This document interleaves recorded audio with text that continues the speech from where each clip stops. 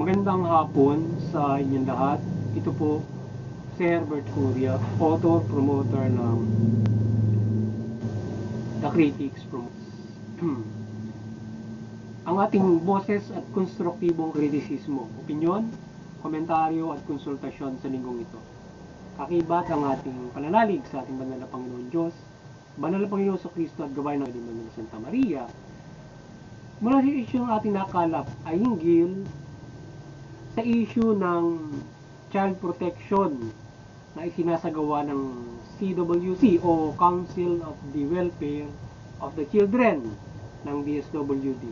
So layunin ng ating pamunuan ng CWC with Undersecretary Executive Director Angelo Tapales nahuhin ito at sa pakikipag-ugnayan nito sa PNP, NBI para ma-address ang online child abuse and exploitation. Ito yung OSEAC na sinasabi. Para ma-address yung online sexual exploitation and abuse of children ay yung CWC na siyang opisina na nangangalaga rin dito ay nakikipag-ugnayan sa ating PNP and NBI at iba't ibang ahensya para mapag-ibayo yung proteksyon sa mga bata o sa mga minor para sila from the online and all kinds of abuses sa ating mga minor para maprotekta. So maraming violations ang naitala di umano na mula panahon ng 2022 at 2023.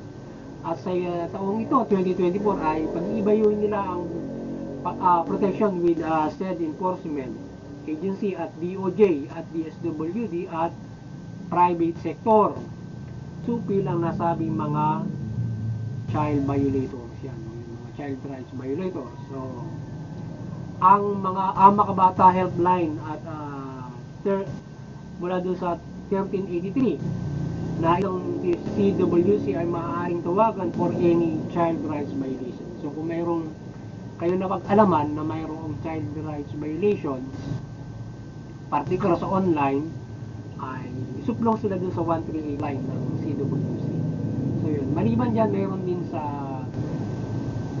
child rights protection ng Commission on Human Rights.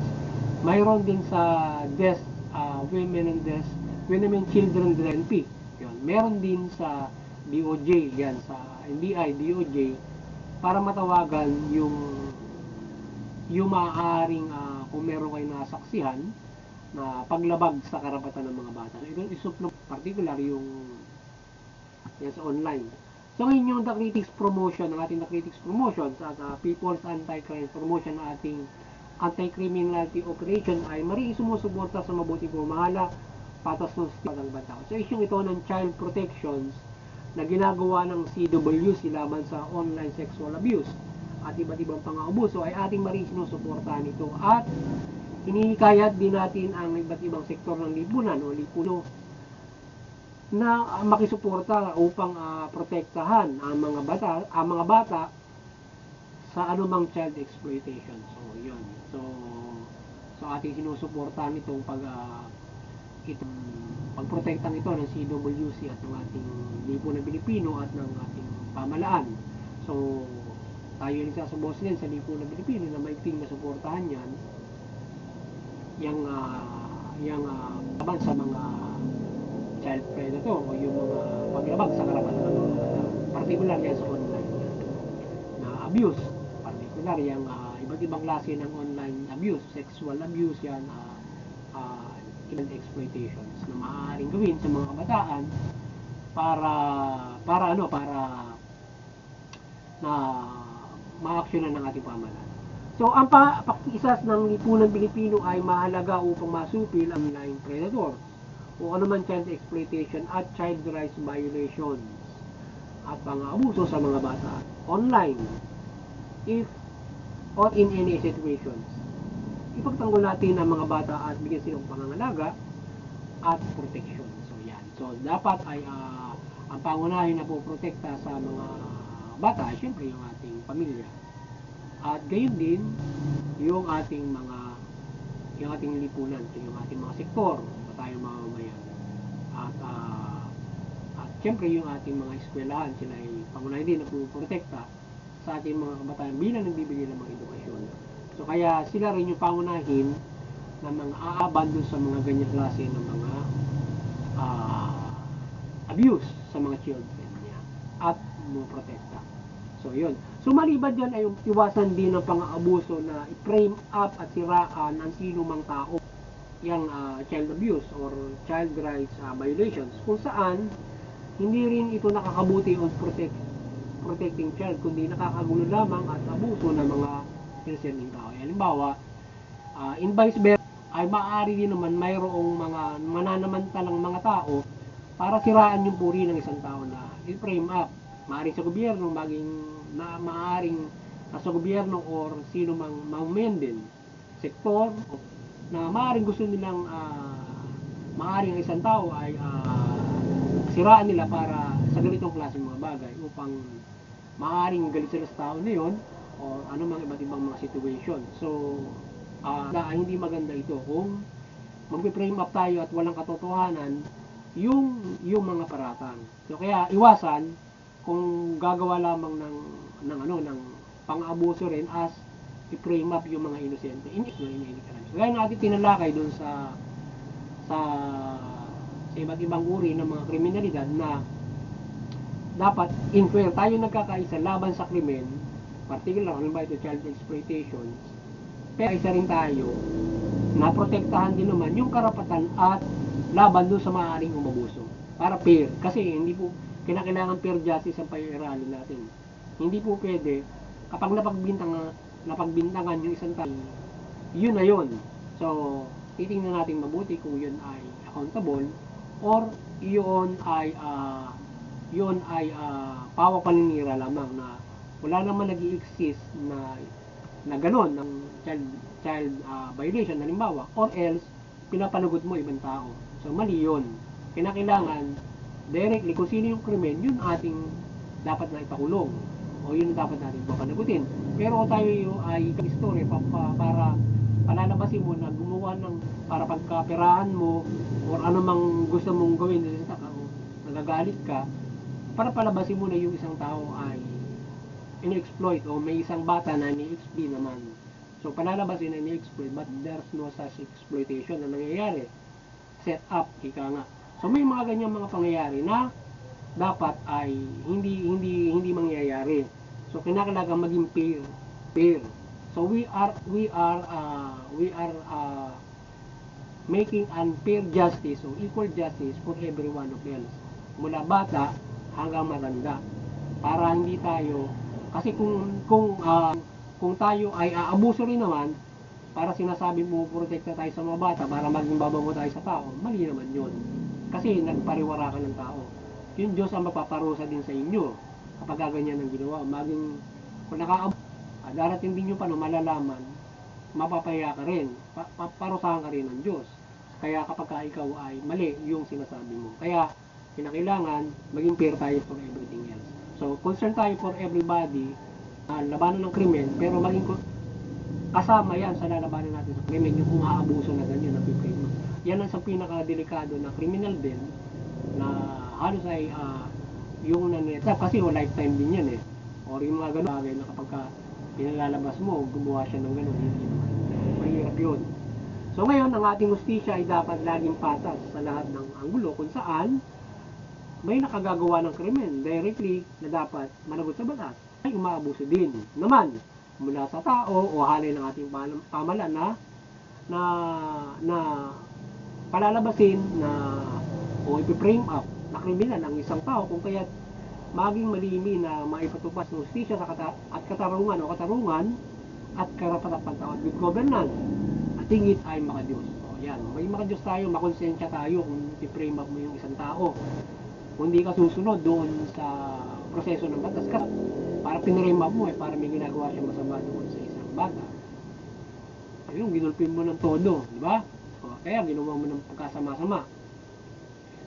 Hindi naman pala ginagawa, frame up lang, di ba? O, dapat managot yun. So, mahirap kung kaabot doon sa ganun. Hindi bali kung ano lang, kung paninirang bunganga lang. Ay kung may mangyari na hindi maganda, ganun, gidulpi mo pa, pinagkapirahan mo, iba't ibang mga, yung ang chinismis mo lang, mabigat na yon, di ba? Maging masama na paningin sa'yo ng mga tao nun, di ba? Pero kung ina-after mo siya by law, isang malaking kadimonyohan yan, na ina-after mo isang tao for the inning na hindi naman niya ginagawa. Pero, hindi, siyempre, kung mayroong ginawa, dapat natin namang mapanagot kung mayroong ginawa, para maprotektahan natin yung mga bata. Kung everybody is protected against the perpetrator of the law o law violator. Kaya, maging human rights directly, law violators, human rights violators, abusive yan. Dapat sila na nakakaprotekta tayo dyan sa mga ganyang klase ng mga bagay. Hindi po pwede na magbibigay tayo ng pabor, isang to, na magpanagot ng maling tao. Magbibigay tayo ng pabor sa isang tao kasi mayroong nagawa na ganito or palalabasin gano'n. Kasi nagtatanggol naman ako ng laban sa kasamaan. Kahit abusuhan mo, kahit sinong tao, hindi mo papayag ka ba? Ikaw ay papanagutin sa isang krimen na hindi mo naman ginagawa. Diba? Ano ang pangunawa ang gusto mong gawin para sa human? Kasi sumusumpo naman siya ng krimen, hindi na bali. Mabaktudan na mali yun. Diba? So, kailangan niya tayo ay, kaya nga lumalaban tayo sa krimen eh. Ibig sabihin, para tayo ay free from any harm or anything na maaaring magperwisyo sa atin. Kaya nagbubuklod tayo. So, kaya kung tayo mabubuklod, magiging fair tayo diyan sa paglaban sa mga kriminalidad. Walang maaabuso, ngayon kung yung buklod maaabuso, problema malaki yan, di ba? Kaya yun Diyos, kapag ka nagparusa, sa katutak lahat paparusahan. Kasi lahat kayo nagkaisa dun sa dapat magkakaisa sa wasto. So kaya yan yung ating dapat na, lalong-lalo sa ating Bible promotion, pinagbubuklod natin sa wasto. Kasi kapag ka hindi ka nagpahirang equal justice, pananagutan din tong lipunan sa Diyos yan. Nagkaisa kasi kayo sa mali eh. Pero kung nagkakaisa ka sa wasto, siyempre ang Diyos mo andyan kasama mo. Pero kung hindi, yun ding batas na yan. Kaya yung batas, gagabayan din yan na umiral ng wasto para baktudan naman yung umaabuso. So, let us make a fair justice, di ba? So, yun at mapapanagot ng patas ang sino mang lumalabag sa batas at may iwasan yung pang-abuso ng inosente kung pairalin ang nasabing patas na katarungan at human at good governance o maka-Diyos na pananaw. Yan. So, again, yung kaliwanagan ni Banal na Santa Maria ay gumabay sa ating lahat mula pamahalaan at mamayang Pilipino at talimain ng mabuting balita at ang pamahalaan ay mamahala ng mabuti. At ang mamamayan ay sumunod sa pamahalaan. Sa gayon ay makapamumuhay tayo ng mapayapa at ayon sa ating karapatan at mulad na pamumuhay sa gitna ng mga taong liku-liko ang buhay. So, yun.